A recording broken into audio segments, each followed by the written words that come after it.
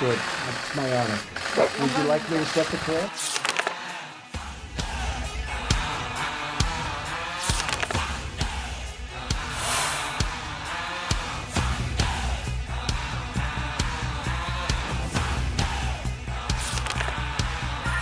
경의하는 최고령도자 김성은 동지께서 도널드 트럼프 미 합중국 대통령과 판문점에서 역사적인 상봉을 하셨습니다.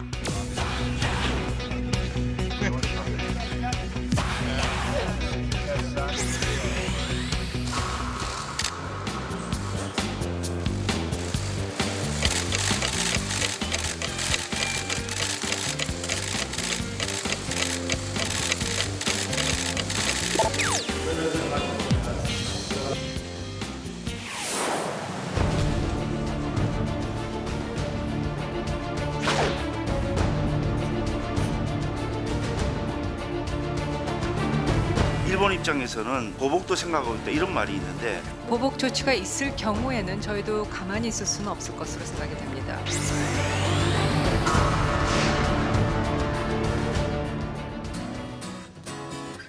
네, 7월 1일 정치부회 시작합니다.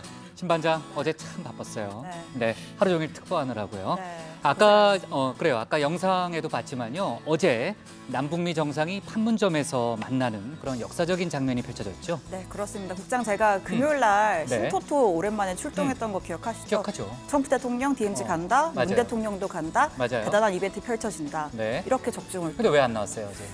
어제 국장께서 그래요? 다 이렇게 해주실 네. 거라고 믿고 좋아요. 집에서 TV로 네. 편안하게 봤습니다. 그럼 아까 좋아요. 아까 그 얘기했던 대로 그 북미 실무 협상이 이제 본격화되는 거죠? 그렇습니다. 지금 조금 전에 북한 매체에서 어제 회담에서 공개되지 않았던 추가 장면들도 나오고 있는데 아, 그래요? 네, 북미 두 정상 옆에 폼페이오 장관, 이용호 외무상이 앉아 있는 사진이 나왔습니다. 아, 어제 같이 앉아 있었다고요? 네, 그러니까 이제 미국 국무부와 네. 예, 북한의 외무성이 실무 협상의 주체가 된다는 걸 보여준 사진이고요. 어허. 네, 관련된 속보도 들어가서 전해드리겠습니다. 그럼 이따가 좀 얘기 좀 해줘요. 네, 좀 얘기 좀 길게 해가지고 짧게만 물어볼게요. 예, 예. 그 광화문 천막 그 우리 공화당이 잠깐 뺐잖아요. 트럼프 대통령 방안 맞춰서. 그거 어떻게 되는 거예요, 그러면요?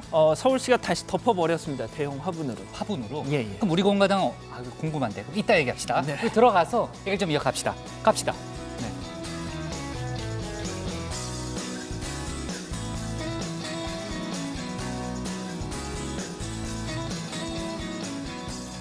네. 네, 반장들 자리에 앉았으면 정치부회를 시작하죠.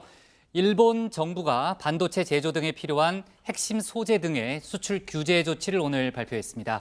일제 강제징용 피해자에 대한 우리 대법원의 배상 판결이 나온 지 8개월 만에 경제 보복 조치에 나섰다고 판단이 되고요. 조금 전에 성윤모 산자부 장관이 입장을 내놓은 게 있습니다. 뭐냐면요. 우리나라에 대한 수출 제한 조치는 우리나라 대법원 판결을 이유로 한 경제 보복 조치이며 삼권 분립 민주주의 원칙에 비춰서 상식에 반하는 조치다. 깊은 유감을 표한다는 입장 발표가 있었고요. 앞으로 이제 WTO 제소 등의 대응 조치를 취하겠다. 또 일본의 일방적 조치에 대응해서 수입선을 다변화하는 등의 조치도 검토해 보겠다라는 입장을 밝혔습니다. 하여간 한일 관계 정말 극단적인 관계로 치닫고 있는 거 아니냐는 생각도 드는데 자세한 얘기는 고반장 발제 때 이어서 해보겠습니다. 민감용 경찰청장이 YG 엔터테인먼트의 성접대 또 마약 수사 무마 의혹에 대해서 경찰의 명예를 걸고 수사할 거란 입장을 밝혔습니다. 민 청장이 오늘 기자간담회를 열었는데 그 자리에서 한 얘기고요. YG와 관련한 모든 의혹을 해소한다는 각오로 수사를 하고 있다고 강조했습니다. 앞으로 압수수색 영장이라든지 여러 가지 강제 수사도 검토하고 있다라는 얘기도 덧붙였습니다. 그리고 사실 조금 전에 정치부회의 시작하기 전에 강원도 중부전선 비무장지대에서 헬기로 추정되는 항적이 포착돼서 당국이 확인 중이라는 속보가 떴습니다. 그러니까 레이더에 이상한 물체가 잡혔다는 거고요. 그런데 조금 전에 속보가 나왔습니다. 다행히 새떼였다는 그런 속보가 들어왔고요. 하여간 9.19 군사합의에 따른 비행 금지구역 남쪽 지역이었기 때문에 군 당국이 상당히 비상 대응 조치를 취한 모양입니다. 자, 관련한 속보가 조금 전에 들어왔다는 얘기를 전하고요. 오늘 정치부 회의는 먼저 신반장 발제를 들어보면서 어제 남북미 정상의 첫 판문점 회동 소식과 다시 속도를 내고 있는 북미 비핵화 협상 속보부터 알아보고요. 일본의 강제징용 판결 보복, 경제조치 내용을 이어서 다루겠습니다. 국회 정상화 합의는 이뤄졌지만 여전히 주요 쟁점에서 이견을 보이고 있는 정치권 분위기도 알아봅니다. 그럼 먼저 신혜원 반장의 발제부터 시작하겠습니다.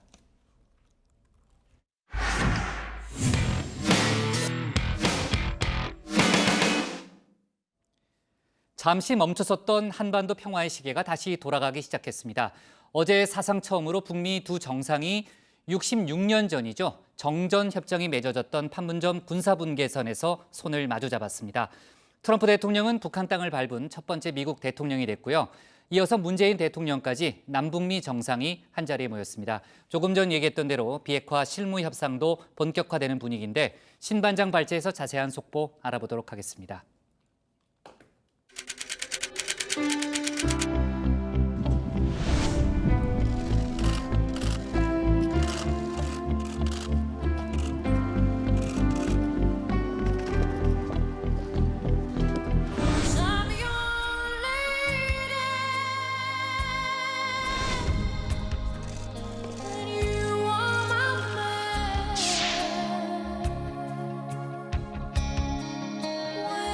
My friend.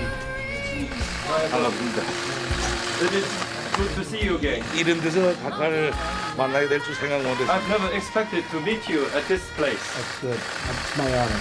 Would you like me to step across? 각하께서 한 발자국 건너시면 사상 처음으로 우리 땅을 밟으시는 미국 대통령이 되십니다. If your I'm Excellency take okay a with step it. forward, you will be the I'd be first very U.S. president to proud. cross I'd be this very line. proud to do that. Okay, let's do it. Come on.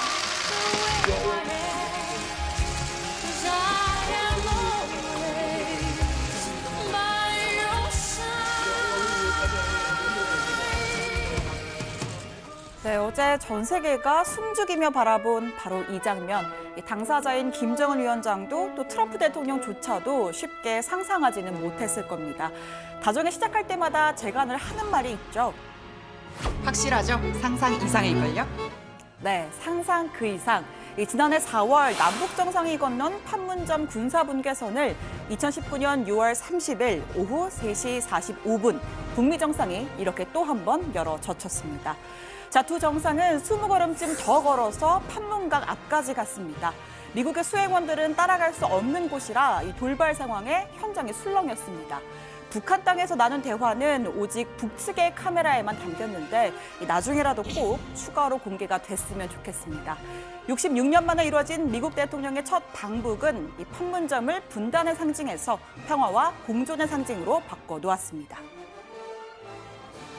이 행동 자체만 보시지 말고 이 트럼프 대통령께서 분리선을 넘어서 가신 거는 다시 말하면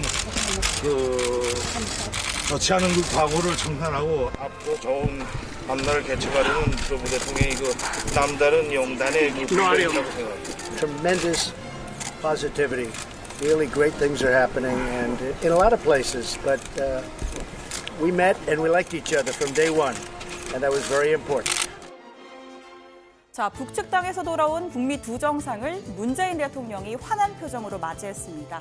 먼저 김정은 위원장의 손을 마주 잡았고요. 자, 이어서 세 정상이 함께 기념 촬영도 했습니다. 한미, 남북, 북미가 아니라 이렇게 남북미가 한자리에 모인 것도 사상 최초입니다. 세 정상은 그 자리 그대로 동그랗게 서서 한동안 이야기를 또 나눴습니다. 자, 이어서 3시 54분 자유의 집에서 본격적인 회담이 시작됐습니다. 문 대통령은 두 정상이 대화에 집중할 수 있도록 자리를 양보했습니다. 트럼프 대통령이 2분만 되어도 좋겠다라고 했었는데 이 두 정상은 53분간이나 대화를 이어갔습니다. 만남이 성사된 것 자체에 대한 흥분과 기쁨도 고스란히 드러냈습니다.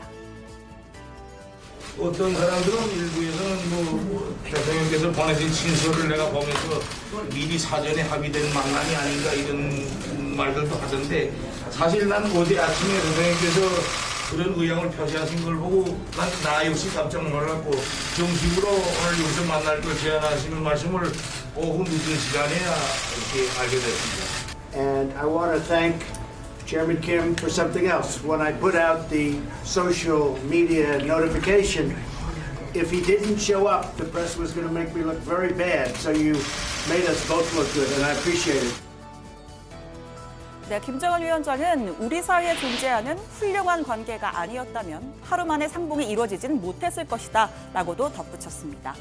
자, 시계를 조금 돌려보죠. 자, 트럼프 대통령이 미국을 떠나기 전에 백악관은 이번 방한 때 김정은 위원장을 만날 계획이 없다고 했었습니다. 실제로 아무것도 준비된 것이 없었습니다.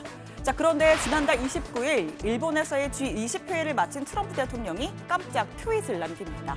만약 김 위원장이 이걸 본다면 DMZ에서 만나 악수하고 인사를 나눴으면 한다라고요. 자, 공식 제안인 건지 특유의 정치적 수사인 건지 확신할 수가 없었습니다. 5시간 뒤 북한에서 반응이 왔습니다. 최선희 외무성 일부상의 담화였죠. 성사된다면 매우 의미 있고 흥미로운 제안이라면서 다만 공식 제의는 받지 못했다라고 했습니다. 자, 그날 밤 예정되어 있던 청와대 만찬장에 스티브 비건 대북정책 특별대표의 얼굴이 보이지 않았습니다. 트럼프 대통령, 이방카 트럼프, 폼페이오 모두 다 있는데 비건 대표만 쏙 사라졌습니다. 북한에서 예상외로 긍정적인 답변이 오자 순식간에 상황이 급 반전된 겁니다. 저희 취재진들도 비건 대표의 숙소, 또 혹시 모를 상황에 대비해서 통일대교 앞을 지켰는데요. 자, 비건 대표 심지어 헬기를 타고 곧장 판문점에 간 것으로 뒤늦게 확인이 됐습니다. 도착하자마자 유엔사와 북한군 간 직통전화를 통해서 약속을 잡고 만난 겁니다. 자, 먼저 최 부상의 담화의 의미, 즉 공식 제안이 필요하다는 의미인지를 확인했고요. 자, 이어서 비건 대표가 DMZ 회동을 공식적으로 제안하는 문서를 북측에 건넸습니다. 미국이 구상한 시나리오를 설명하고 이와 관련한 구체적인 협의도 했습니다. 비건 대표가 복귀한 건 29일 늦은 밤, 북한의 최종 답변이 온 건 상봉 당일인 30일 새벽이었습니다. 자, 결과적으로 두 정상은 깜짝 트윗 이후 32시간 만에 만났습니다. 하지만 아이러니하게도 역대 가장 긴 회담이었습니다. 싱가포르 때는 38분, 하노이는 29분과 35분씩 2번, 이번엔 53분을 만났습니다. 자유의 집을 나오는 얼굴은 밝은 미소로 가득했습니다. 원한다면 아무데나 만날 수 있다는 그런 전력을 참고해야 됩니다. 그 사실 자체가 유명한 네, 보신 것처럼 문 대통령이 다시 합류했고요. 트럼프 대통령과 함께 김정은 위원장을 군사분계선까지 배웅했습니다. 좀 뒤늦게 포착이 된 장면인데 이렇게 남북 두 정상이 호응을 하는 모습도 볼 수가 있었습니다.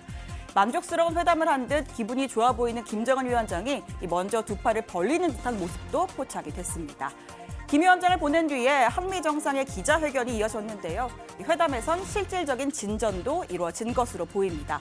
트럼프 대통령은 포괄적인 타결에 합의했다는 내용을 가장 먼저 언급했습니다. We're going to do a really comprehensive good deal. Nobody knows how things turn out, but certainly this was a great day. This was a very legendary, very historic day. 또 트럼프 대통령은 김정은 위원장을 미국 백악관으로 초청했습니다. 처음으로 북한 땅을 밟은 미국 지도자에 이어서 북한 지도자도 미국 땅을 밟게 될지가 주목되는 상황이죠. 곧 실무 협상을 시작하겠다고 말했습니다. Our great Secretary of State, Mike Pompeo. And what's going to happen is over the next 2 or 3 weeks, the teams are going to start working to see whether or not they can do something. 자, 북한도 판문점 북미 정상회담 개최 사실을 하루 만에 공개했습니다. 두 정상이 교착 상태인 북미 대화를 재개하기로 합의했고 커다란 만족을 표시했다면서 긍정적으로 평가했습니다. 정전협정 이후 66년 만에 판문점에서 역사적인 악수를 하는 놀라운 현실이 펼쳐졌다라고도 의미를 부여했습니다. 자, 어제를 기점으로 잠시 멈춰섰던 한반도 평화의 시계는 다시 돌아가기 시작했습니다. 트럼프 대통령의 예고한 실무 협상, 빠르면 7월 중순께 시작될 걸로 보인다는 폼페이오 장관발 속보도 들어와 있고요. 그 어느 때보다 뜨거운 한반도의 여름이 될 것으로 보입니다. 저희 다정해도 더 바빠질 텐데 이런 거라면 괜찮습니다. 네, 오늘 청와대 발제 정리합니다. 다시 쓴 북미 역사, 이달 중순쯤 실무 협상 재개로 잡겠습니다. 네, 다정해가 바빠질 거라는 거를 신 반장이 예고했으니까 마음 편히 시킬게요. 반장들 일이 있으면 부담 갖지 않고. 자, 아까 그 여러 가지 영상을 보니까요. 이제 남북미 정상이 판문점에 모였다는 것 자체 굉장히 역사적인 사건이면 틀림없고 또 세 사람의 케미가 이제는 어느 정도 완숙한 단계에 들어섰다는 생각도 들어요. 이제 트럼프 대통령이 김정은 위원장의 이제 몸을 툭툭 치는 장면이라든지 또 이제 문재인 대통령과 김정은 위원장이 포옹하는 장면이라든지 이런 것들이 다 이제 눈에 띄는 장면들인데 북한 매체들이 관련한 보도를 지금 이어서 내놓고 있잖아요, 신반장. 네. 저희가 어제 많이 보지 못했던 새로운 영상이나 장면들도 좀 들어오고 있다면서요. 오늘 아침까지만 해도 그냥 신문 보도만 나왔었는데 네. 조금 전에 조선중앙TV가 관련된 영상을 새로 또 공개를 했습니다. 어제 우리 매체에서는 이 포착이 되지 않은 장면들이 몇 가지가 있는데 하나는 김정은 위원장이 미국 수행원들과 인사를 나누는 장면이고요. 그리고 회담 마지막에 이 폼페이오 장관 또 이용호 외무상과 트럼프 대통령과 함께 기념 촬영을 하는 장면도 있습니다. 잠깐 보고 가시죠. 경의하는 최고 용도자 동지께서는 이반카 트럼프 미 대통령 보좌관, 스티븐 모누친 미 재무장관, 해리 해리스 남조선 조지 미국 대사를 비롯한 미국 측 수행원들과 인사를 나누셨습니다.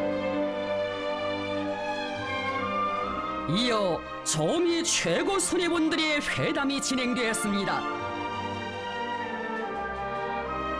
회담에는 우리 측에서 조선노동당 중앙위원회 정치국 위원이며 조선민주주의인민공화국 국무위원회 위원이며 외무상인 리영호 동지가, 상대 측에서 마이크 폼페오 미 합중국 국무장관이 참석했습니다. 네. 뭐 할 얘기 있어요? 네, 그리고 지금 이 영상에는 없는데 네. 방금 제가 집중 발제 때 김정은 포옹하는 위원장이 돌아가기 직전에 네. 그 남북 정상이 포옹하는 장면이 있었잖아요. 맞아요. 사실 우리 측 카메라에는 아주 작게 잡혔는데 북한 측 카메라에는 조금 더 자세하게 그래요? 잡혔습니다. 지금 네, 그러네요. 네, 마지막에 아. 지금 다시 군사분계선을 넘기 전에 네. 마지막으로 이렇게 포옹을 하는 장면이고 문 대통령이 이렇게 등을 두들기는 그러네요. 친근감을 표시하는 네, 모습도 볼 수 있고 활짝 웃으면서 지금 포옹하는 그렇습니다. 그런 뒤에서 모습이네요. 또 트럼프 대통령이 바라보고 있고요. 네. 이 장면은 또 새로 나온 장면이어서 지금 네. 한번 또 소개를 해드렸습니다. 네, 트럼프 대통령도 하고 싶어하는 모습인 것 같은데 그렇습니다. 약간 움찔하는 그런 모습을 잠깐 예, 손인사도 손도 지금, 흔드네요. 네, 마지막에 하는 모습. 잘가 뭐 그러는 지금 그렇습니다. 서로 잘 가요. 잘 가가 아니죠. 반말은 아니죠. 잘 가요 그랬던 근데 것 영어는 같고요. 존댓말이 없잖아요. 그렇죠. 예. 네, 알고 얘기한 거예요. 지금. 네, 네. 네. 자, 근데 아까 그 조금 전에 봤던 조중 TV, 그 조선중앙 TV 그 장면을 보니까요. 어제 그 자유의 집에서 53분간 회담을 할 때 두 정상만 있는 줄 알았더니 그 옆에 이용호 외무상하고 폼페이오 국무장관이 배석을 했네요. 네, 그렇습니다. 지금 뭐 정확하게 배석을 한 건지 아니면 기념 촬영만 한 건지는 아직까지는 그렇군요. 파악이 안 되고 있는데 네. 일단 어제까지 들어왔던 소식은 그 저 통역만 장면은 어제 못 봤어요. 그렇습니다. 네. 통역만 배석했다라는 것만 알려졌었는데 그렇죠. 네. 그 자유의 회담장이잖아요. 배경이 뒤에 네. 이렇게 두 국기가 걸려 있고요. 그래서 이 장면으로 미뤄볼 때 그 오늘 pom페이오 장관이 언급했던 북미 실무 협상의 담당자가 이 폼페이오 장관과 비건 특별대표 네. 또 이용호 외무상과 최선희 외무성 일부상이 그러네요. 될 것이라는 걸 뭐 네. 상징적으로 보여주는 장면이라고 할 수가 네, 있겠습니다. 제가 그렇지 않아도 그 얘기를 좀 하려고 그랬는데 자, 지금 저 사진에서도 저거 봐서 저희가 유추할 수 있듯이 북미 실무 협상이 상당히 빨라질 거라는 그런 예상이 드네요. 네, 그렇습니다. 트럼프 대통령이 시기도 명확하게 밝혔는데요. 일단 상징적인 발언이 하나 있습니다. 먼저 이 북미 정상이 서로 군사 분계선을 넘는 이 드라마 같은 장면이 펼쳐진 뒤에 트럼프 대통령이 또 한 번 깜짝 놀라게 하는 제안을 내놓은 거죠. 아주 짧은데요. 집중해서 한번 들어보시죠.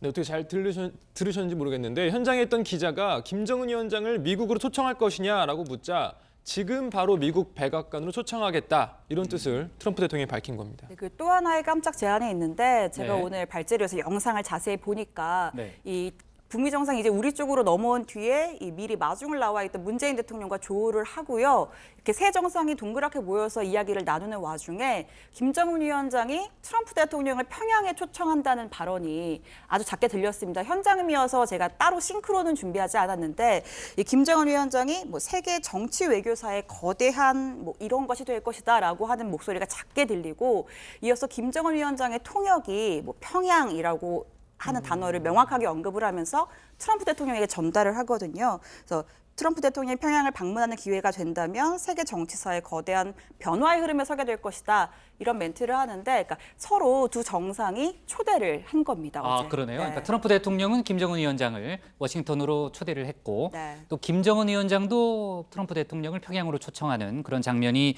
연출이 됐다면은 하여간 다음 3차 북미 정상, 사실상 어제 뭐 3차 정상회담이라 볼 수도 있지만 다음 정상회담에 대한 기대감을 높이는 그런 발언들이고요.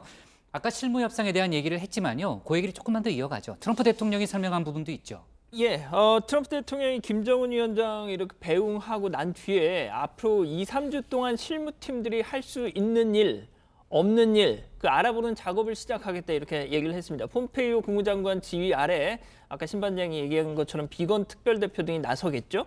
자, 이렇게 실무팀 멤버도 콕 집어서 지목을 했습니다. 들어보시죠. And under the auspices of our great Secretary of State, Mike Pompeo. And what's going to happen is over the next 2 or 3 weeks, the teams are going to start working to see whether or not they can do something.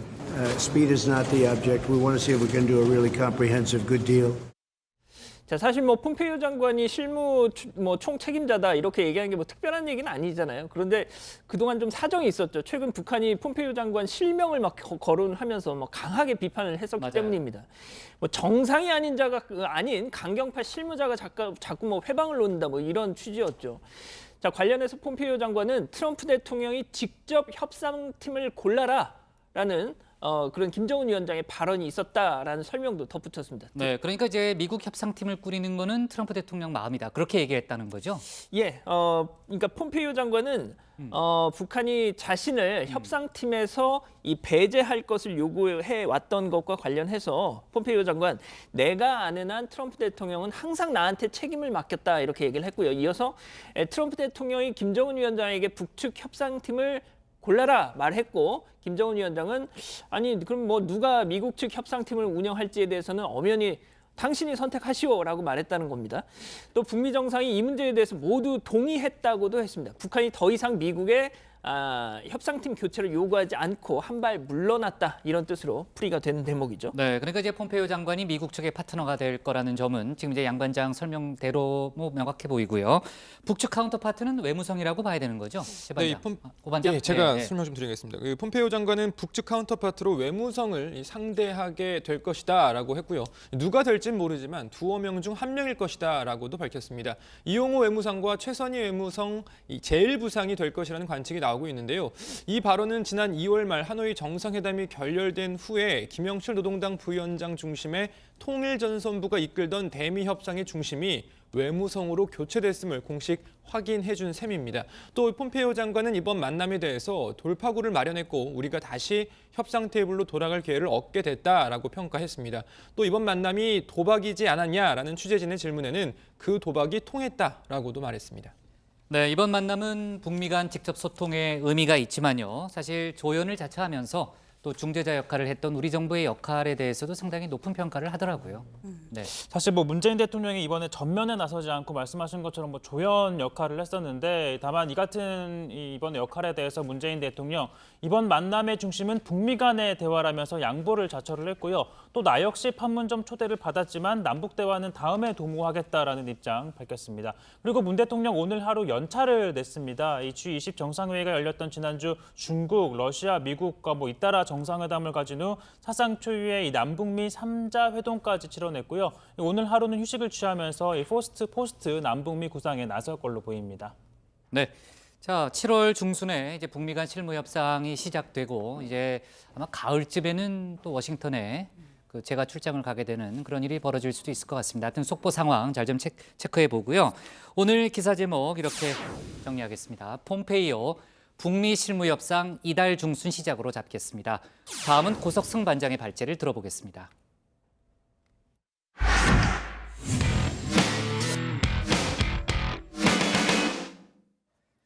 일본이 결국 강제징용 배상 판결에 대한 보복 카드를 꺼내들었습니다.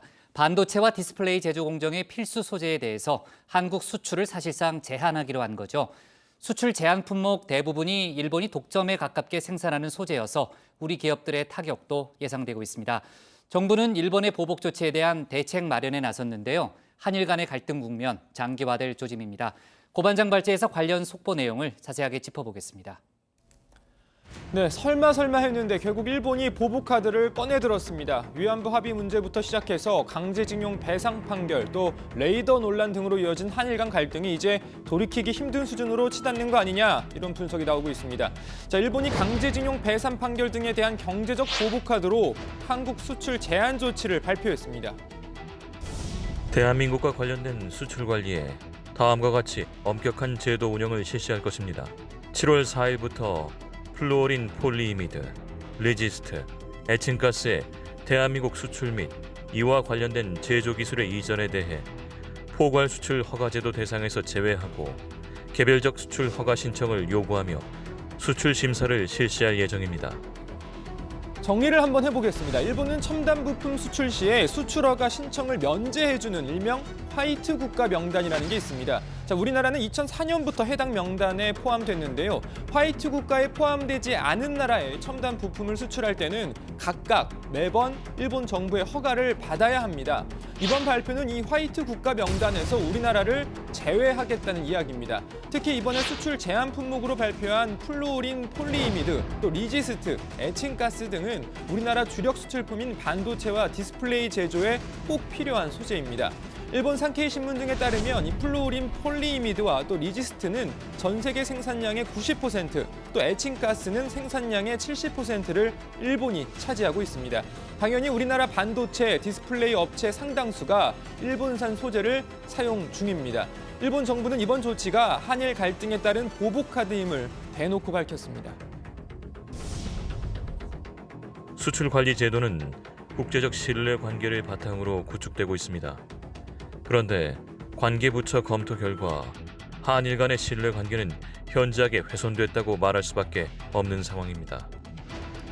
우리나라가 반도체 또 디스플레이 생산 세계 1, 2위를 다툰다는 점을 감안하면 이번 조치에 따른 일본 수출 업체들의 타격도 예상됩니다. 그럼에도 일본 정부는 우리나라 기업들의 피해가 훨씬 클 것으로 보고 보복에 나섰다는 분석입니다. 우리 정부도 대책 마련에 나섰습니다.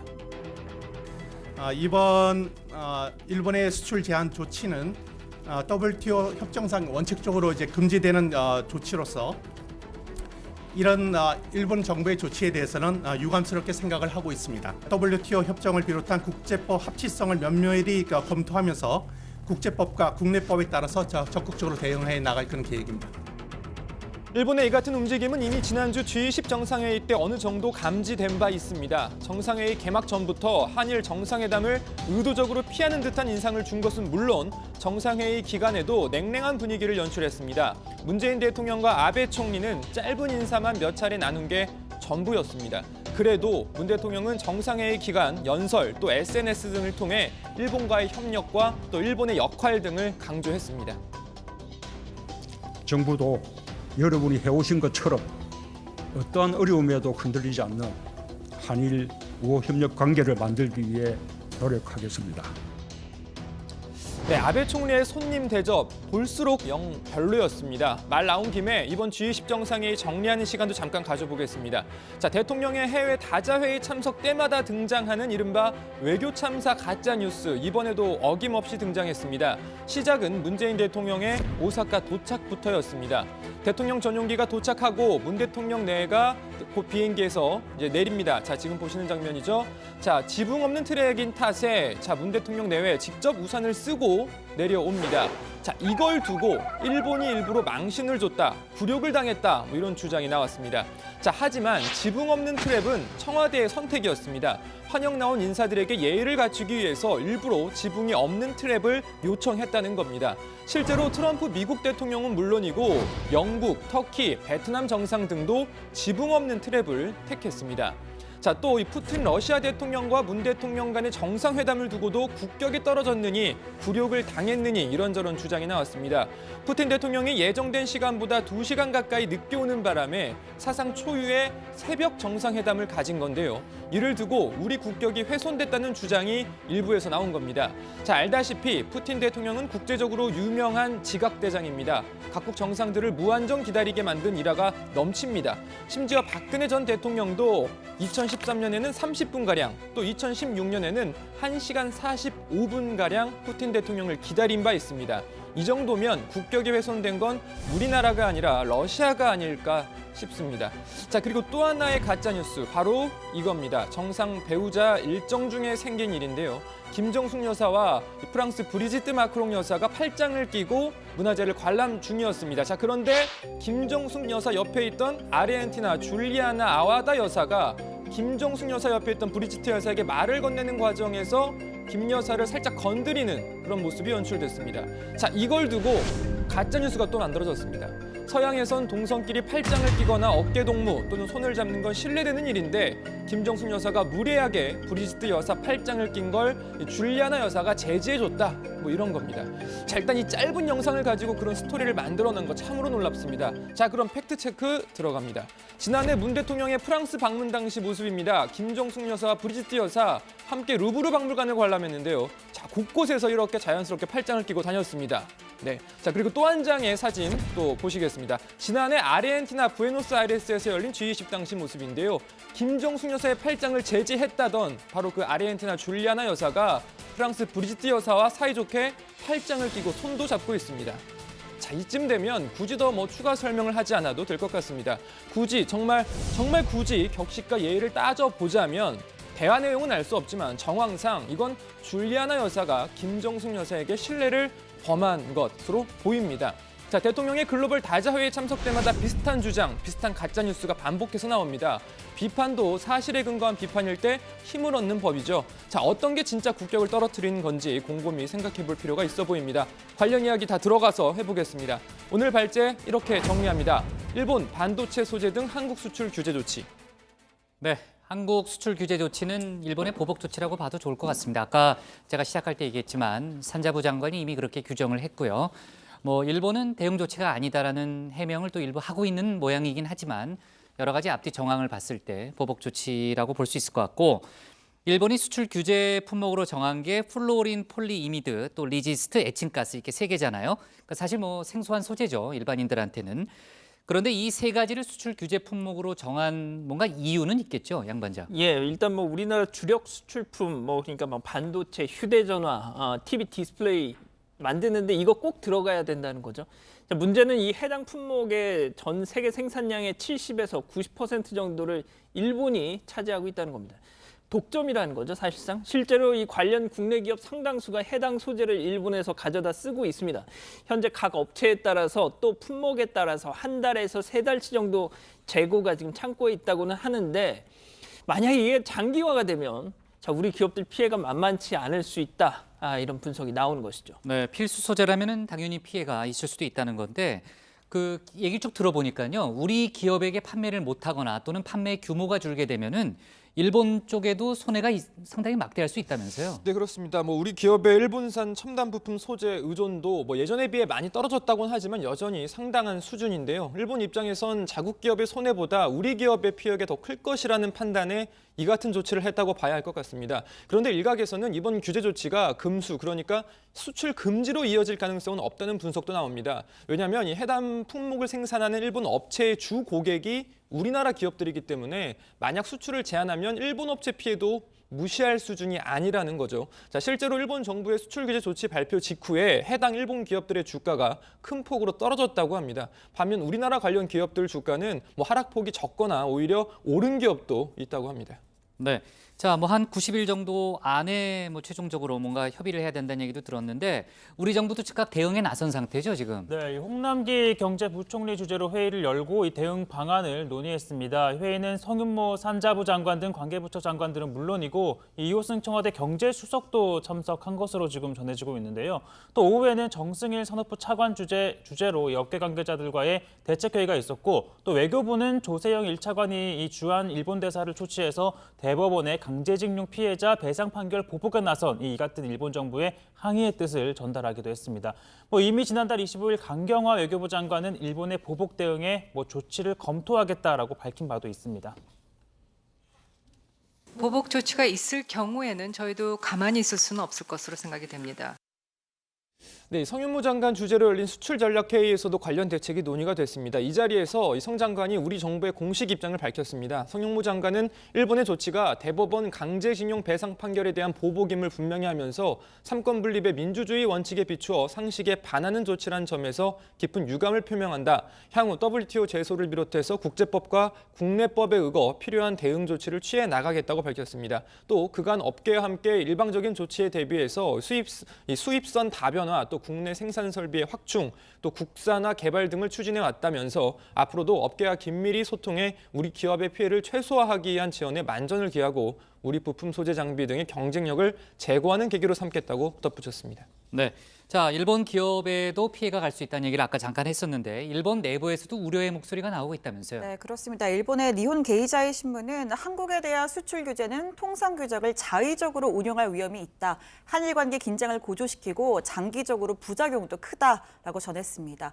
그러면서 한국 기업들이 이번 조치로 일본산 재료 등을 안정적으로 조달할 수 없다고 판단하면 중장기적으로 아예 탈일본 움직임을 보일 수도 있다고 보도했습니다. 네, 뭐 아까 이제 산자부 장관 발표 대응 조치에도 수입선 다변화 얘기가 있었죠. 이번 일본의 수출 규제 조치에 대해서요, 이례적으로 중국도 비판하고 나섰다면서요? 네, 중국의 경우에는 그 미중 무역 전쟁과 연관을 지어서 지금 일본을 비판하고 있습니다. 환구시보는 일본 정부가 한국의 징용 배상 요구에 대한 보복을 위해서 무역 제재를 준비하고 있다면서 뜻밖의 일본도 미국에게 배워서 무역 제재 놀이를 했다라고 보도했습니다. 또 인민망도 관련 소식을 전하면서 일본이 이미 나빠진 한일 관계를 한 단계 더 강화했다라고 전했습니다. 네, 정말 한일 관계가 최악으로 계속 가고 있는 그런 느낌이 드네요. 네, 관련한 속보 잘 챙겨야 될 것 같습니다. 오늘 기사 제목 이렇게 정리할게요. 일본 반도체 소재 등 수출 제한 품목 발표로 잡겠습니다. 다음은 양원보 반장의 발제를 들어보겠습니다.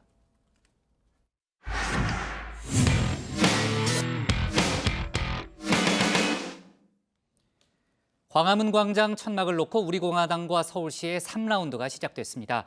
우리공화당이 트럼프 대통령 방한 기간 동안에 천막을 잠시 다른 곳으로 옮겼었죠.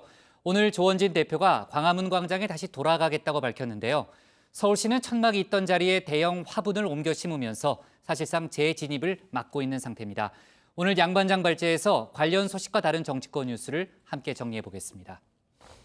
예, 그렇습니다. 우리 공화당 당원, 지지자 지난 주말요. 뭐 밤이고 낮이고 할 거 없이 광화문 일대에서 트럼프 대통령 일행이 이렇게 지날 때마다 정말 열렬히 환영했습니다. 광화문 천막 관련해서 뭐 많은 잡음을 내긴 했지만 덕분에 그래도 손님 접대, 대접 하나는 확실하게 했다. 이런 평가도 하더군요. 이렇게 말이죠.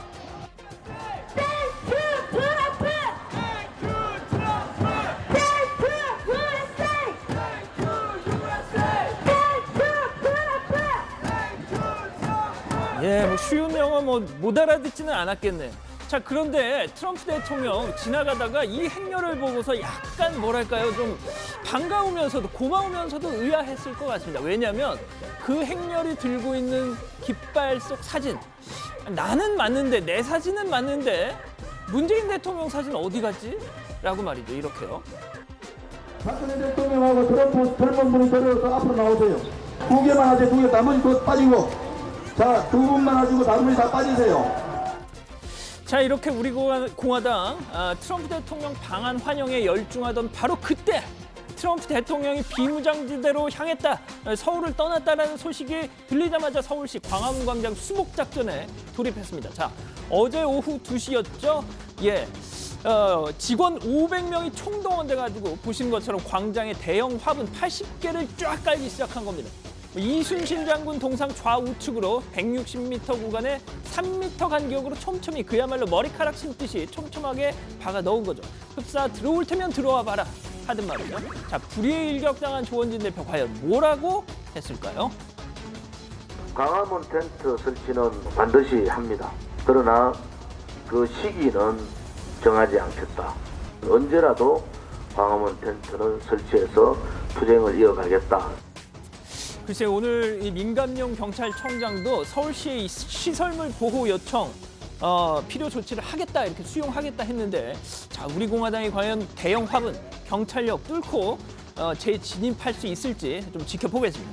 자, 앞서 청와대 발제에서 많이 다루지 못한 트럼프 대통령 방한 이모저모 계속해서 좀 소개해드리죠. 워낙 이 갑작스레 이루어진 만남이었던 탓에 의전도 경호도 정말 뭐 약간 뭐랄까, 시체말로 돗대기 시장 같은 어수선했던 게 사실입니다.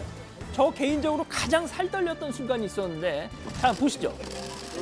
자, 남북미 정상이 저렇게 자유의 집 나와서 김정은 위원장을 다시 북한으로 배웅할 때였습니다. 자, 북측 취재 기자가 사다리 놓고 그 장면 촬영하려고 하니까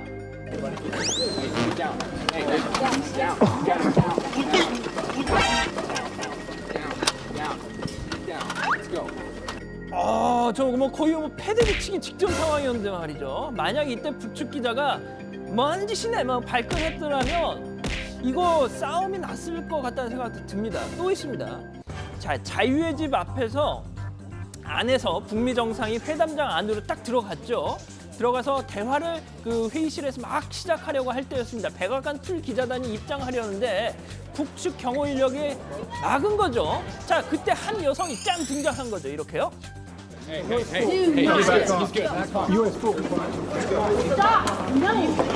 Go, go, Margaret, go, go, go, go, go.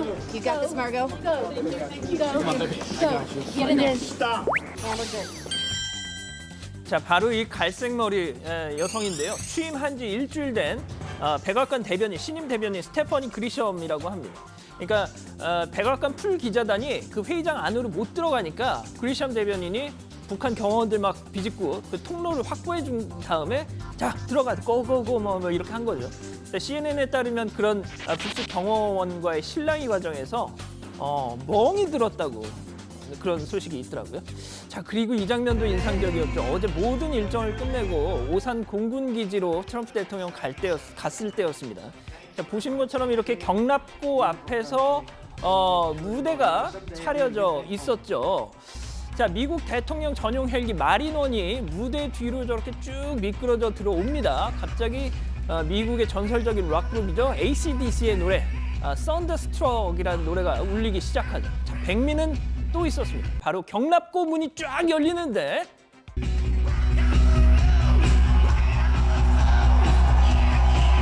President of the United States, President Donald J. Trump. 이 장면을 어디서 좀 봤다, 이 기시감이 있다 싶었는데 이건 제 생각입니다만 이걸 참고한 게 아니었을까요?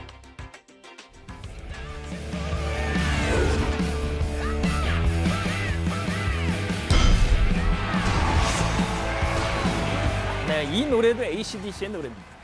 자, 마지막으로요. 지난 주말 가장 입길에 올랐던 인물 중 한 명, 바로 자유한국당 강효상 의원 아닐까 싶습니다. 간단히 정리해드리면 어제 아침이었습니다. 북미 정상이 이 DMZ에서 만날지 말지 청와대도 백악관도 확실히 이 정리를 안 해주고 있었던 그때 둘이 아마 그냥 간단히 안부 통화 정도만 할 거다 이렇게 예측을 했죠. 그런데 사실상 앞서 저희가 계속 전해드렸지만 사실상 3차 정상회담에 준하는 그런 상황이 벌어지면서 톡톡히 망신을 당했다 이런 얘기를 듣고 있죠. 아시다시피 강 의원 얼마 전에 이 주미 한국대사관에 근무하던 고등학교 후배한테서 이 한미 정상 통화 내용을 전해 듣고 그걸 공개했다가 기밀 누설이다 이런 논란에 휩싸인 바 있는데 그 때문인지 시중의 여론 눈총 더 따갑습니다. 자, 여당에서는 이런 비판도 나왔더라고요. 3시간도 지나기 전에 완전히 허위라는 것이 드러나며 더 이상 정보를 주는 고등학교 후배가 없다는 사실만 입증했습니다.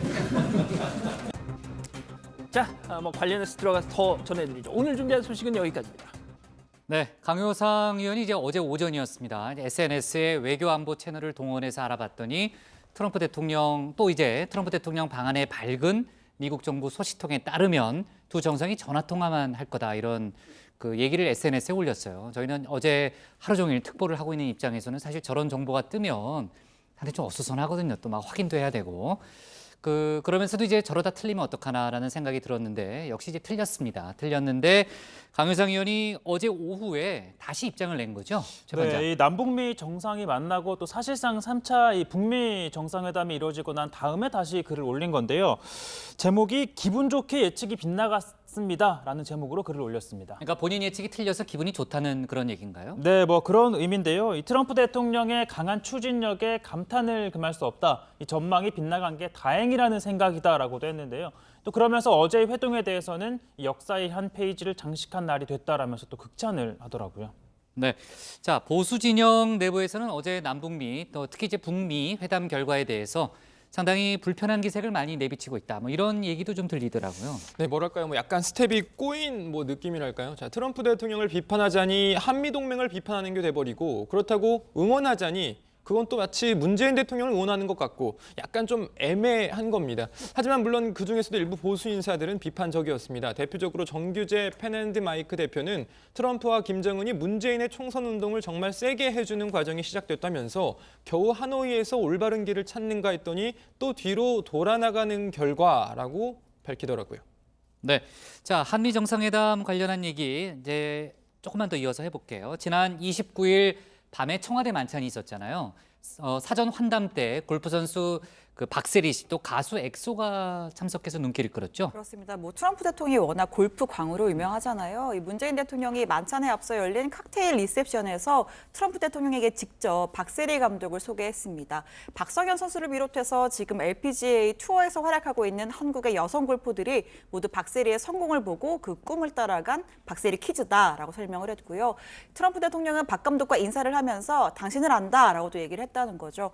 또 문 대통령은 트럼프 대통령에게 여유 있게 한국을 방문하신다면 그때는 뛰어난 한국 여성 골프 선수들과 함께 라운딩을 하셔도 좋을 것 같다라고 이야기를 하니까 이 트럼프 대통령도 좋다, 이 박세리 감독과 함께 라운딩 하고 싶다라고 화답을 했다고 합니다. 네, 엑소는 이방카 때문에 초대했던 거죠? 네, 뭐 그런 걸로 보이는데 이 엑소가 트럼프 대통령과 이방카 트럼프 백악관 보좌관에게 친필 사인 앨범을 또 선물을 했습니다. 이미 지난해 2월에 평창 동계올림픽 폐막식에서 엑소를 만나서 우리 아이들이 당신의 팬이다라고 화제를 또 모은 바가 있었는데 이번에 또 엑소와 이방카가 재회를 한 겁니다. 이방카하고 이제 트럼프 대통령 입장에서는 사위까지 같이 온 거죠? 네, 그렇습니다. 이방카의 남편인 이 쿠슈너 백악관 선임 보좌관이 유대교도 출신 집안이어서 이방카도 결혼 후에 개종을 했습니다. 그래서 이날 만찬 메뉴에는 또 유대교식 식단, 코셔 메뉴를 또 따로 준비를 했다고 합니다. 네, 정치부에서는 이제 고석승 반장이 트럼프 대통령과 또 각별한 인연을 갖고 있죠. 네. 그렇죠? 네. 개인적으로 연락을 하거나 그런 사이는 아니잖아요. 트위터로 가끔씩 보내는데 트위터로? 답장이 없더라고요. 답은 없는 예. 거고. 네. 자, 29일 조금 전에 얘기했던 청와대 만찬에서 김정숙 여사가 이제 왼쪽 가슴팍에 찼던 나비 모양의 브로치에 대해서요. 일부 야권에서 사드 반대 상징물을 왜 찾느냐 이런 문제 제기를 또 하고 있다면서요. 예, 제가 앞서 발제 때 AC/DC 락그룹 얘기하면서 미국 밴드라고 했는데 이 사람들 언제 또 호주에서 태어났죠? 아 그래요? 예. 호주예요? 예, 정정하는 거죠 지금? 예, 근데 네. 주로 영국에서 이렇게 활동을 한 걸로 알고 있는데 아무튼 그래요? 그게 중요한 게 아니죠. 그 양반장이 대학 때 락그룹 활동했잖아요. 예, 전설적인 밴드였습니다. 예, 좋습니다. 물론 네. 망하긴 했지만 네, 네.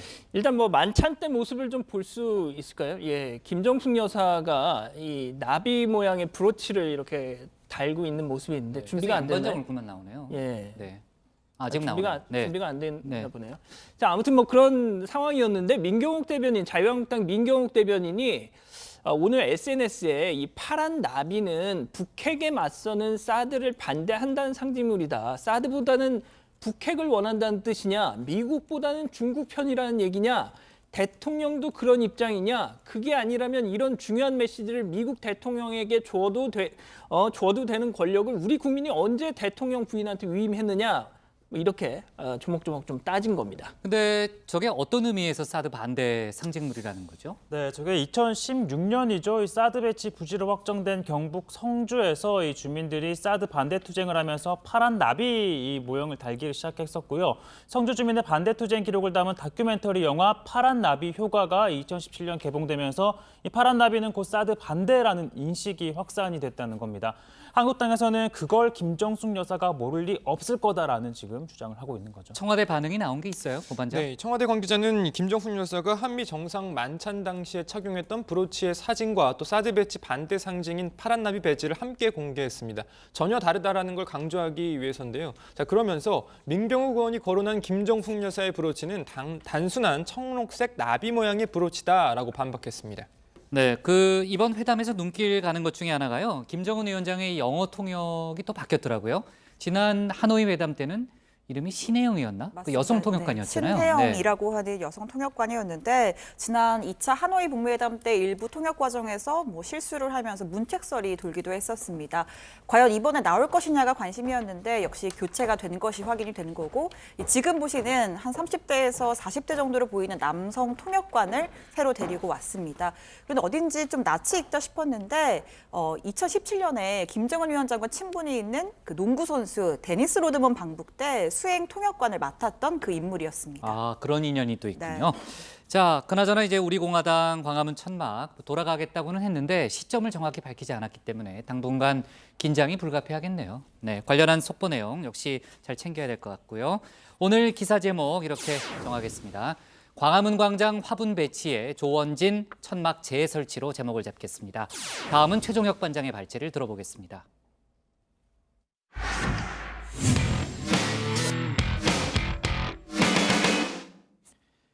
지난주 여야 3당 교섭단체의 합의로 가까스로 국회가 정상화됐지만 향후 구체적인 의사 일정을 여전히 잡지 못하고 있습니다. 특히 민주당이 정계 사개특위 위원장을 한국당과 하나씩 나눠 갖기로 하면서 여당과 힘을 합쳤던 평화당과 정의당이 반발하는 등 범진보 진영 간의 공조에도 균열 조짐이 일고 있습니다. 오늘 최 반장 발제에서 국회 관련 속보 내용 자세히 전하도록 하겠습니다. 네, 지난 금요일이었죠. 여야 교섭단체 합의를 통해 정계 또 사개특위 활동 기한이 연장이 됐고 자유한국당은 상임위에 전면 복귀했습니다. 자, 그럼에도 아직까지 이 사실상 정상화다라는 표현을 쓰는데요. 자, 본회의 등 의사 일정은 합의하지 못했기 때문입니다. 자, 민주당과 바른미래당은 한국당 의원총회에서 추임받지 못했지만 지난달 24일 첫 합의에 따라야 한다라고 했지만 한국당은 그건 무효다라는 입장이죠. 당초 합의대로였다면 이인영 민주당 원내대표가 오늘 취임 후 첫 교섭단체 대표 연설을 했을 텐데 자, 이 원내대표 조금은 봐줄 수 있다는 입장으로 정리합니다. 또 기다려달라는 말씀을 드리는 것은 염치 없는 일입니다. 미세 조정은 양해할 수 있지만 지나친 요구는 태업의 핑계로 비칠 뿐이라는 점을 말씀드립니다. 자, 자칫 한국당을 자극했다가 이 판이 깨져버리면 상황이 악화될 수 있으니 일정을 미세하게 조정하는 것까진 이해해 줄 수 있다는 겁니다.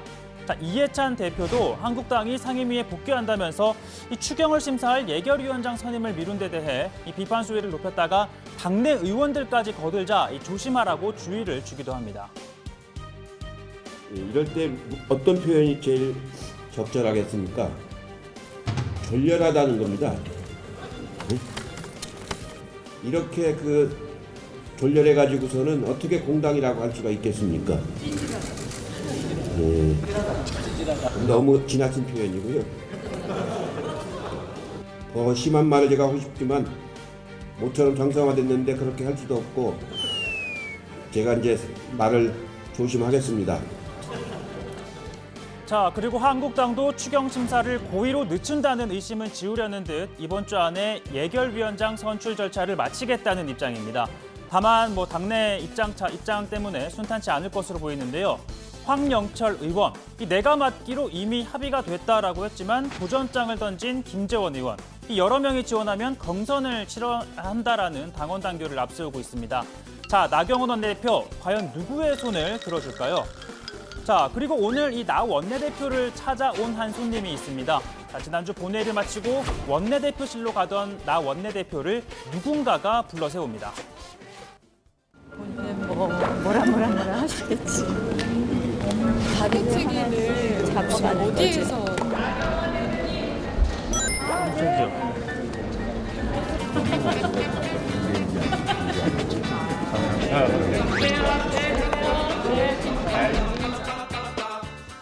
네, 바로 박영선 중기벤처부 장관입니다. 자, 취임 후 석 달 만에 처음으로 오늘 나 원내대표를 찾아왔는데요. 중소기업 살리기, 또 추경안 처리 등 한국당의 협조를 당부하기 위해서였습니다. 자, 특히 박 장관, 이 박근혜 정부 당시 야당 원내대표였죠. 그리고 최초의 여성 원내대표였는데 자, 오늘 묘한 신경전이 오갑니다. 야당 원내대표 하시기가 쉽지 않으시죠? 우리 여성 원내대표 선배신데요. 야당 원내대표가 참 쉽지 않은 자리인데 비판을 하실 땐 하시되 또 잘하는 거는 잘한다라고 말씀도 해주시면 좀 더 훌륭한 원내대표님이 되시지 않을까 이렇게 생각합니다. 이 부분에 언론 탓을 좀 해야 되겠네요. 이렇게 대통령 칭찬하는 말씀 한마디 하면 잘 그 기사가 안 되더라고요. 근데 자, 이 앞서 한국당 황교안 대표 실언이나 당내 좋지 않은 내용을 좌파에 장악된 언론이 침소봉대한다라는 취지의 주장을 했었죠. 그런데 나 원내대표 반대로 언론이 또 좋게 말한 내용은 축소해 보도하지 않는다는 하소연을 이렇게 한 겁니다. 자, 아무튼 여야 교섭단체 민주당과 한국당이 정계 또 사개특위 위원장 한 자리씩 나눠 맡기로 합의를 했죠. 자, 우선권을 갖고 있는 민주당, 당내 의견이 팽팽해서 의원총회를 열고 합의할 계획입니다. 자, 먼저 사개특위를 택한다면 문재인 정부 핵심 과제인 검찰개혁 완수에 방점을 찍은 것으로, 아니면 정개특위를 택한다면 이 선거제 개혁 또 여야 4당 공조를 우선시한다라는 취지로 좀 해석해 볼 수 있는데요. 자, 민주당의 셈법 복잡해 보입니다. 당장 위원장직을 내려놓은 심상정 정의당 의원 반발이 큰 상황이고요. 또 심 의원은 민주당이 한국당의 떼쓰기를 받아준 것이라며 정개특위를 한국당에 내준다면 선거제 개혁 의지를 의심받을 것이라고 주장했습니다. 쉬운 말로 해고 통보를 받았습니다. 자유한국당의 이러한 떼쓰기는 선거제도 개혁을 좌초시키기 위한 것이었습니다. 이는 불신임 직전에 나경원 원내대표를 살리고 정의당의 심상정 정개특위 위원장을 버린 선택입니다. 자, 그런데 이 이인영 민주당 원내대표, 자, 일방적인 해고 아니다. 어느 정도 양해는 있었다며 애둘러 반박을 했는데요. 자, 사전에 정의당과 교감했던 내용과 반응이 달라 나도 좀 난감하다라고 했습니다. 그러나 정의당은 사실 무근이다. 이 교감을 했다면 대체 누구랑 한 것이냐라며 밝히라고도 지금 요구를 하고 있는데요. 급기야 더 이상 정부 여당을 도울 일이 없다며 이 비판할 건 비판하겠다라고 선언했습니다. 뿐만 아니라 4당 공조의 한 축이죠. 민주평화당도 가세했습니다. 그동안 정의당은 200% 이 정부를 도왔다는 것이 사실입니다. 아마 뒤통수를 맞은 배신감에 지금 차 있습니다. 남의 일이 아닙니다. 민주당은 민주평화당에 필요할 때는 손을 벌리지만 언제라도 배신할 태세를 갖고 있습니다. 자, 오늘 발제 이렇게 정리하겠습니다. 정개특위냐 사개특위냐, 민주당 위원장직 고심입니다. 네. 자, 오늘이 7월 첫날이자 첫 월요일이죠. 국회에서는 초월회, 그러니까 여야 당대표들의 모임 초월회가 열리는 날입니다. 오늘도 어김없이 문희상 국회의장 주재로 회의가 열렸는데, 그러니까 회의라기보다는 이제 자리가 마련이 됐는데, 황교안 대표가 넉 달 만에 참석했다면서요? 네, 그렇습니다. 황교안 한국당 대표는 지난 2월 취임 이후에 3월 모임에만 첫 참석을 한 뒤에 그동안 외부 일정 등을 이유로 회동에 참석하지 않았습니다. 그리고 오늘 넉 달 만에 초월회에 두 번째로 참석을 했는데요. 공교롭게도 정의당 이정미 대표와 함께 먼저 오찬장을 찾았는데, 이 대표의 경우에는 임기가 다음 주까지라서 오늘이 초월회에 참석하는 마지막 자리였습니다. 언제까지죠? 7월 13일입니다. 13일. 네. 대표님을 못 뵙고 제가 당대표 임기가 끝나는 줄 알았습니다. 예. 다행히 마지막에는 뵙게 됐습니다. 좋으시니까 좋네요. 예.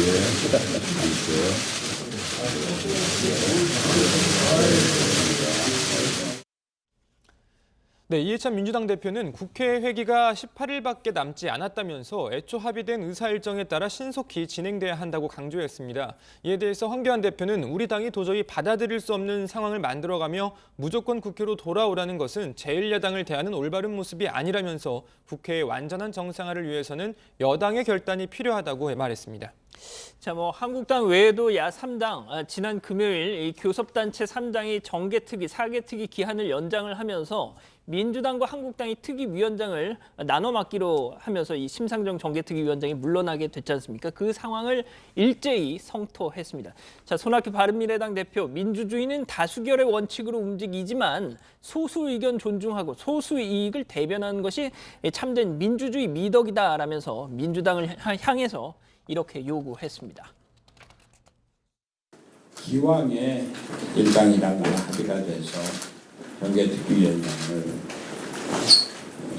심상정으로부터 빼낸다고 한다면 민주당에서 이걸 책임을 지고 연동형 비례대표제를 확실하게 당부하는 조치를 취할 것입니다. 저는 민주당에서 정개특위위원장을 맡고 그것을 심상정 의원에게 다시 양보하는 그런 결단을 보여주시기를 내리고 있는 예찬입니다. 그리고 민주당 의원께 존중하고 요청합니다.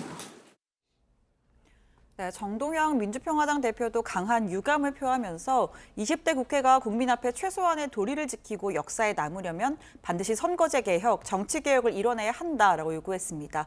이정미 정의당 대표도 국회를 정상화하면서 비정상적인 방법이 동원되는 것에 대해서 유감을 표한다면서 상임위원장 당사자는 물론이고 해당 정당의 양해도 없이 교체를 하는 것은 다수당의 횡포이고 또 상대당에 대한 예의가 아니다라고 비판을 했습니다. 근데 최 반장, 아까 최 반장 발제를 들어보니까요. 그러니까 사전 교감이 있었다 없었다를 놓고 민주당과 정의당의 설명이 완전히 다르네요. 네, 일단 이인영 원내대표는 지금 정의당이 강하게 반발하고 있는 것과 관련해서 이 사전에 교감했던 내용과 반응이 달라 저로서도 좀 난감한 입장이다라고 지금 설명을 하고 있습니다.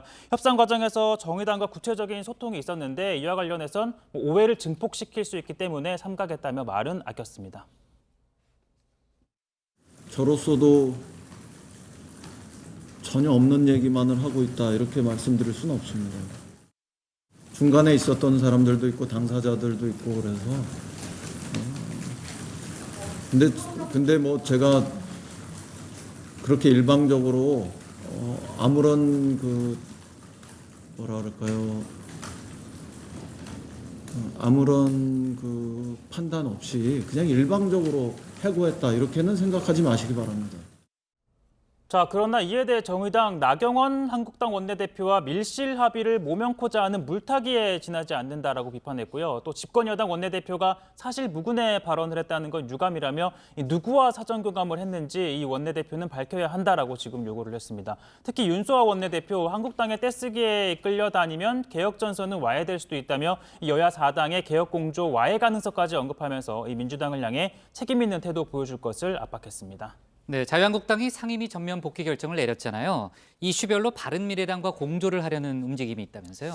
네, 한국당과 바른미래당은 삼척항 북한 선박 입항 사건과 관련 사건과 역사 교과서 수정 의혹에 대한 국정조사를 한 목소리를 요구하고 있습니다. 나경원 오신환 원내대표는 오늘 오전에 회동을 갖고 우선 북한 선박 사건에 대한 국정조사 요구서를 오늘 오후 공동으로 제출했습니다.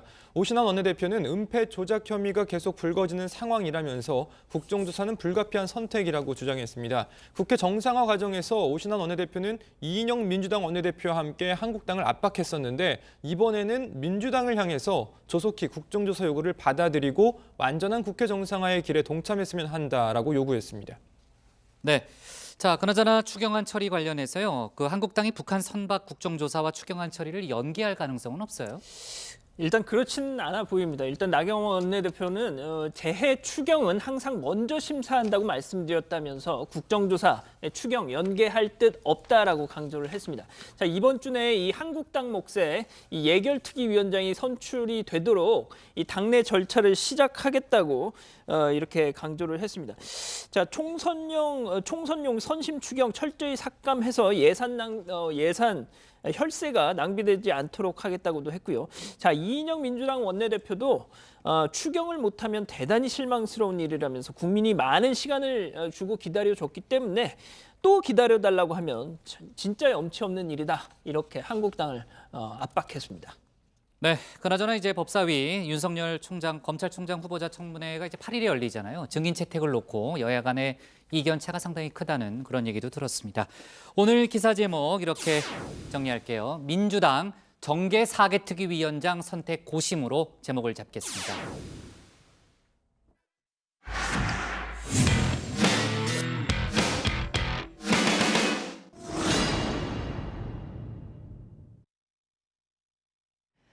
안녕하세요. 톡소원 정치의 강정입니다. 제주 전남편 살해 사건의 피의자 고유정에 대해 검찰이 살인 등 3개 혐의로 구속 기소했습니다. 고 씨는 검찰 조사에서 기억이 파편화돼 일체의 진술을 할 수 없다는 태도로 일관했는데 검찰은 10회에 걸쳐 소환했지만 고 씨의 진술 거부로 한계가 있었다고 설명했습니다. 이런 가운데 경찰청이 고유정 사건 부실 수사 논란과 관련해 진상조사에 착수하기로 했습니다. 민감용 경찰청장은 오늘 기자간담회에서 수사 과정에서 부족함이나 소홀함이 있었던 부분에 대해 본청에서 진상조사팀을 구성해 하나하나 수사 전반을 짚어보겠다고 밝혔습니다. 경찰은 이번 주 안으로 진상조사팀을 제주로 보낼 계획입니다. 고유정 사건 초기부터 초동 수사가 부실했다는 지적이 나왔습니다. 지난달 27일 전 남편 유족들이 경찰에 신고했을 때 경찰은 자살 사건에 초점을 맞췄습니다. 그 사이 고유정은 다음 날 제주의 한 마트에서 종량제 봉투 등을 구입했고 그날 저녁 완도행 여객선을 타고 시신 일부를 바다에 유기하기 시작했습니다. 초기부터 제대로 수사했다면 시신 유기 전에 고유정을 체포할 수 있었다는 지적이 나오고 있는 이유입니다. 심지어 경찰은 펜션 주인의 요청을 받아들여 범행 현장을 청소하게 했으며 범행이 이뤄진 펜션 인근의 CCTV 영상도 피해자 유족이 찾아 경찰에 제공했습니다. 게다가 고유정이 펜션을 떠나며 인근 클린하우스 2곳에 종량제 봉투를 버렸다는 것을 파악하고도 수색에 나서지 않았습니다.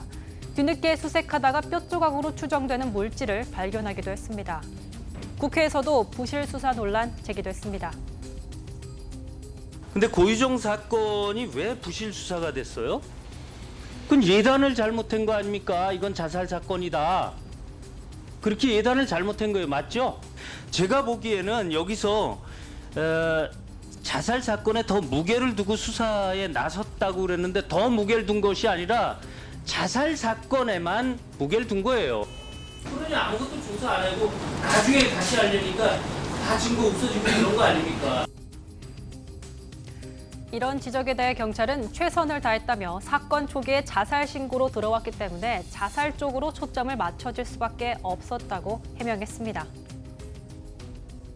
수사 초기의 방향이 우리는 한정된 인력을 가지고 한정된 시간에 싸워야 되는 사람들입니다.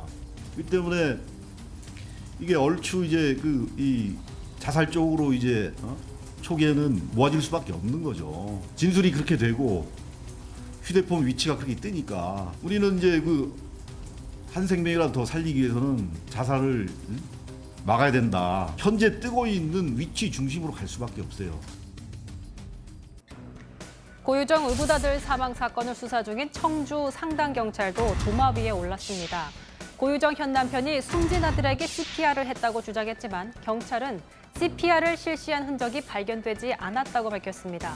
하지만 정의나 민주평화당 의원실이 제공한 119 신고 녹취록에 따르면 CPR을 해야 한다고 구급대원이 말하자 신고자인 고유정이 남편이 하고 있다고 말하는 내용이 나옵니다. 일지에도 도착하자 부모가 CPR을 실시하고 있었다는 기록이 있습니다. 이에 대해서 청주 상당경찰 측은 심폐소생술 관련한 내용은 직접 발표한 것이 아니라 잘 모르겠다며 이번 사건과 큰 관련이 있는 것은 아니다라고 한 매체와의 통화에서 밝혔습니다.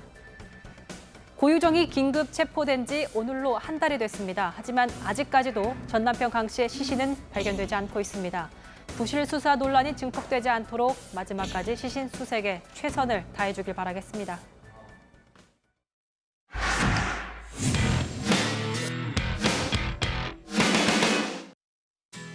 네, 미리 보는 내일 복국장의 60초 프리뷰 시작합니다. 민주당 산하 양정철 민주연구원장과 한국당 소속 김세연 여의도 연구원장 등 여야 5당 싱크탱크 원장이 내일 한자리에 모인다고 합니다. 문희상 국회의장이 이들과 오찬 회동을 갖는다는 건데 어떤 얘기가 오갈지 궁금합니다. 북한 목선 사건 관련해 이르면 내일쯤 국방부가 조사 결과를 발표한다고 합니다. 발표가 이뤄질 경우에 내일 회의 때 자세한 내용 소개하겠습니다. 이미 내년도 최저임금 법정 심의 기한을 넘긴 최저임금위원회가 내일 전원 회의를 다시 엽니다. 이번에도 사용자 측의 참여 가능성 미지수라고 합니다. 그리고 필리핀 출신 가사 도우미를 불법으로 고용한 혐의를 받고 있는 고 조양호 전 한진그룹 회장의 부인 이명희 씨와 딸 조현아 전 부사장이 내일 법원의 첫 판단을 받습니다. 검찰은 벌금 3천만 원과 1,500만 원을 각각 구형한 상태입니다. 오늘 정치부에는 여기까지고요. 저희는 내일 오후 5시 10분에 다시 찾아뵙겠습니다. 네, 수고했습니다. 지영이 나온 그 아는 형님 보셨어요? 아는 형님 봤죠? 네. 네.